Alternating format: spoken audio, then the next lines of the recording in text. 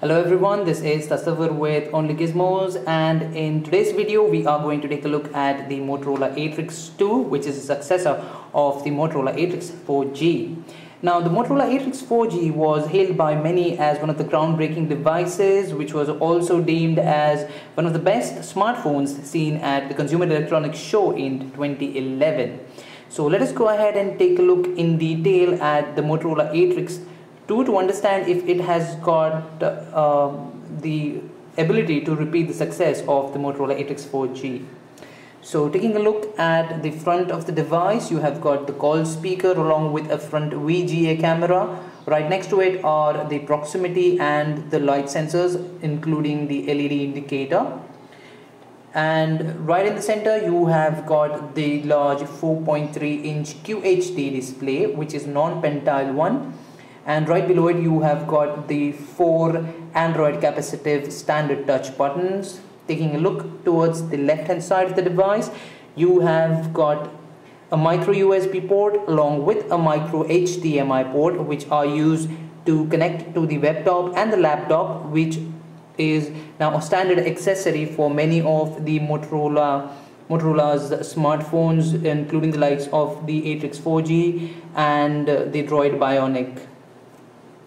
Taking a look at the right hand side of the device, you have got the volume control keys along with the camera shut button.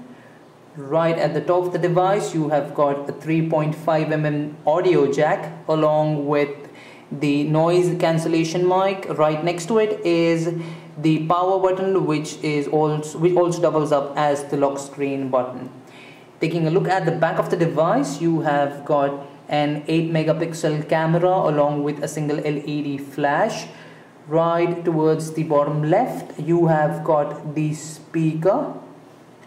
Now let's go ahead and quickly take a look on the inside of the device. To open it up, you'll just have to insert your thumbnail into this crevice and pull out the cover to get access in. Okay, now this isn't really this difficult. So it has a 1785 mAh battery, and the SIM card is placed right below the battery, and right at the top, right placed next towards the right of the camera, is housed a 2 GB memory card, micro SD card. It's bundled with the phone, which wasn't the case with the Motorola Atrix 4G. Okay, so now for starters, the Atrix 2 hardly looks any different than the Atrix 4G, and the design is slightly inferior in comparison. Now, when I'm saying inferior, I'm referring to the build quality here. There is no Kevlar protection but a plastic body, which to the Atrix 2's credit feels light and helps grip the device as well. Overall, the device looks better than the Atrix 4G because of the rounded edges, and you can see the back has got rubberized plastic, so it feels good in the hand as well. Now, speaking of the display on the Atrix 2, it boasts of a slightly larger and better QHD display, which is of the non-pentile type. I'll just switch on the device in the meanwhile I'm speaking of the display. So the device's display is slightly better, as I said, and you would enjoy multimedia and gaming on the device, so it is not really better than AMOLED Plus displays. Readability under direct sunlight is also good with good contrast ratios. So the device takes a bit of time to boot. Okay, in the meanwhile the device boots up. I'll tell you about, there it is. I'll just tell you about the technical specifications when it concerns the internal hardware. So the processor on the device is changed to a cheaper TI OMAP from the Tegra 2, NVIDIA's Tegra 2 processor, though there is no visible effect in the performance of the device, including gaming. Also, the biometric fingerprint scanner on the device is no longer present.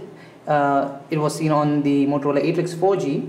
Network performance has been lifted to 21.1 Mbps. The internal storage capacity on the Atrix 2 has been trimmed to 8 GB from 16 GB, and a 2 GB micro SD card is bundled with the device.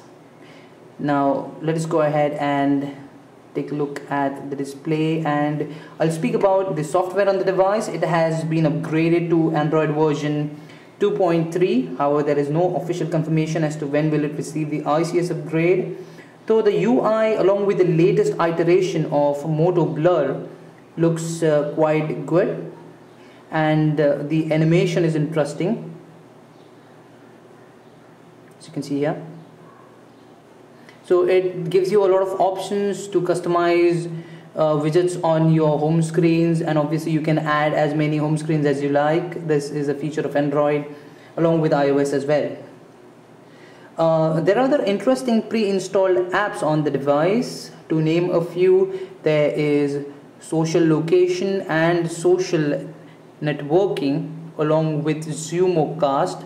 Now these are not really great, but talking about the camera on the Atrix 2, it has been bumped up to 8 megapixel camera from 5 megapixel present on the Motorola Atrix 4G. The camera can do a full HD at 1080p. Interestingly, the hardware button on the Atrix 2 is a single stage one, but the there is autofocus, so then at the end of the day it saves us from the hassles. Images taken under daylight are not really that great. We have got a mixed response with the images. Some of the images are a little darker than the others, but surprisingly the camera performs much better under low light or night conditions. And moving on to the video recording on the device, it is fairly decent with natural color reproduction, and also the audio recording seems to be loud and clear to go along with the videos. Couple that with easy to use camera settings, and the whole experience turns out to be fun, and you would end up taking a lot of pictures with this camera. So here you can see these are the quickly accessible options for the camera. Okay, now speaking about the performance of the device, when we have compared the scores between the Atrix 4G and the Atrix 2, there is hardly any difference between the two. In fact, the Atrix 2 has outperformed the 4G in all departments.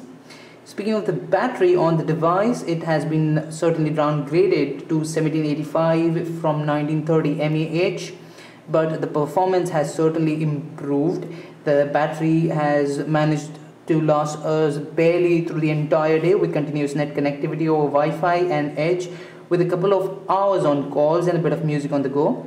We would suggest you to carry a charger just to be safe. Now, concluding about the device is an overall good design along with some pretty neat features, better display than the Atrix 4G, along with a better battery life.